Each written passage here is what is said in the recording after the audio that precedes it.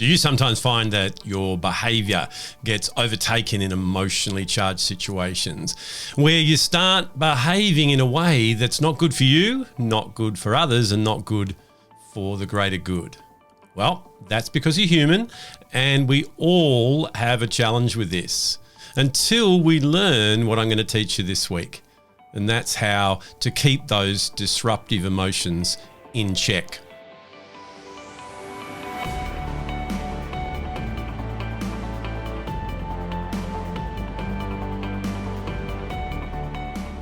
Hi, this is Grant Herbert, VUCA Leadership and Sustainable Performance Coach, and today I want to continue our conversation around self-management by helping you to learn the strategies of behavioural self-control.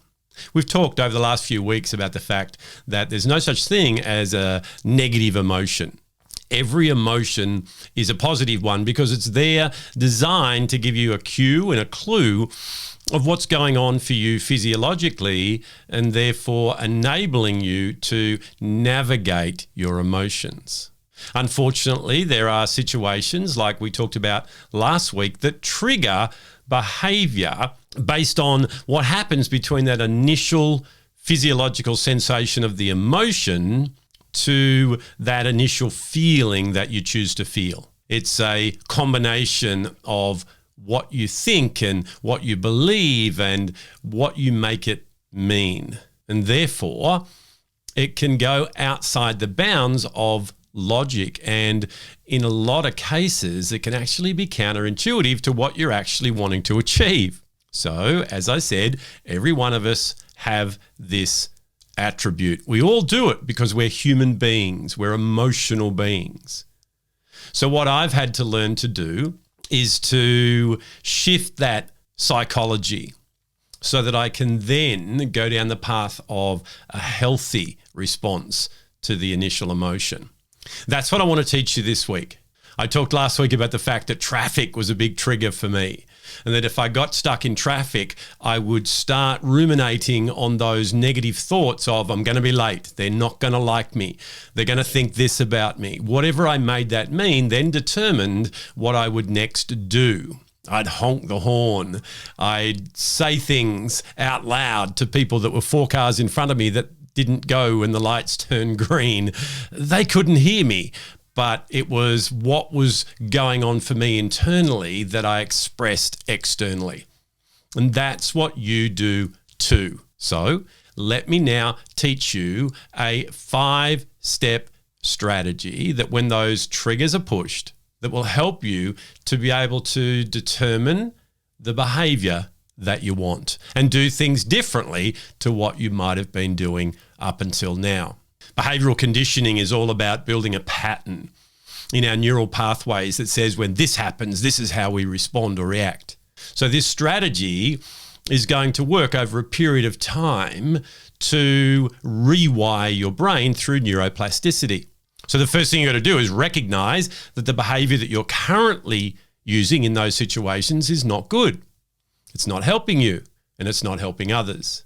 You've then got to reject it and go, I'm not doing that anymore. I'm going to do something differently. Then you've got to do something differently and replace the behavior with a new one. Then you repeat, just like you did to form the neural pathways, the pattern that you've currently got that's formed your conditioning. That means you can go from here to here really, really quickly by repetition. Repeating the new strategy over and over until it becomes stronger than the old one. That's what this strategy will do. So let's break it down now into 5 steps that when you feel that initial urge to behave in a certain way, to think in a certain way based on the trigger that's being pushed, to changing that behavior that you normally would do so that you feel a different way and get a much different response. Okay, number 1, the first thing you need to do is name the emotion. You're not able to manage the response to an emotion if you don't know which one it is. By getting that understanding that we talked about last week around the trigger and then being able to name it and know by what's physically going on for you which emotion it is, that's the first step. A lot of times we might be confused as to which actual emotion it is that we are experiencing, and therefore we can employ the wrong strategy. So that's point number one. Name the emotion. To do that, you've got to notice it first. You've got to be aware of what's going on physiologically for you and recognize that cue. Then, by harnessing what it is, you can shift to step two in the strategy. Number two is to audit your thoughts. Remember that the initial emotion is physiological, the feeling comes from the psychological. And in between those two, it's what you make it mean, it's what you believe, it's what you think and ruminate about that creates the shift in your feeling. I like to say that a feeling is something that I choose, it's not something that's pushed on me. And where you have control and where managing and controlling comes in is in this gap. So by auditing your thoughts, you'll be able to understand what you're making it mean, what it's doing to your internal dialogue, and therefore you'll be able to shift into step three. Number three is to decide on the outcome. So using the logical processes in your brain to be able to go, well, where do I want to go here? What do I really want to happen? If this was within my control, that I could get the actual outcome that I want, not the one that I normally get by having disruptive behavior, what would it be? And that sets you a target. That sets you a goal. It's a place that you're going on that next part of the journey. Number four is to control the sabotage. You and I do things all the time to sabotage the results that we're going to get. It happens subconsciously and sometimes consciously, because what you've done is you've decided that if I do this, it's going to give me the outcome that I want. Unfortunately, most of the time when this happens, what we're doing is feeding unhealthy beliefs about ourselves, about the world, and the thought patterns that we have about if I do that, this is what it'll mean.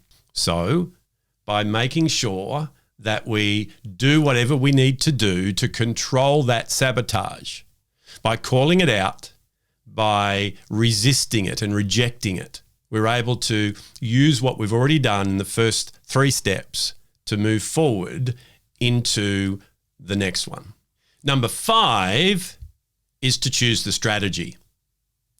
Now that you've got your brain in a state that's able to make good, logical decisions rather than emotionally making decisions based on untrue or limiting beliefs, on false information that your inner dialogue has been giving you, you're now able to make a logical decision on which strategy you're going to use. Now, that strategy is about what's the next step? What do I need to do right now to move myself towards that result that I want? That destination that I've decided I want to go to. And by doing that and taking a single step without the overwhelm of being all wound up in the emotion, being trapped by those triggers and those normal thoughts and behavior that we're leaving behind, what you're able to do is navigate from that initial emotion through to a behavior that's going to give you the result that you want without all the conflict and strife, without all the stress, without feeling bad about yourself because you've gone off with this normal negative behavior again. And you're able to go one step closer and then choose the next step and the next step so that you are breaking it down. You are slowing down. You are acting out of the logic, and therefore you're going to get a better result. By using this 5-step process that starts with that initial emotion and ends up with that positive behavior, you're going to enjoy your day way more.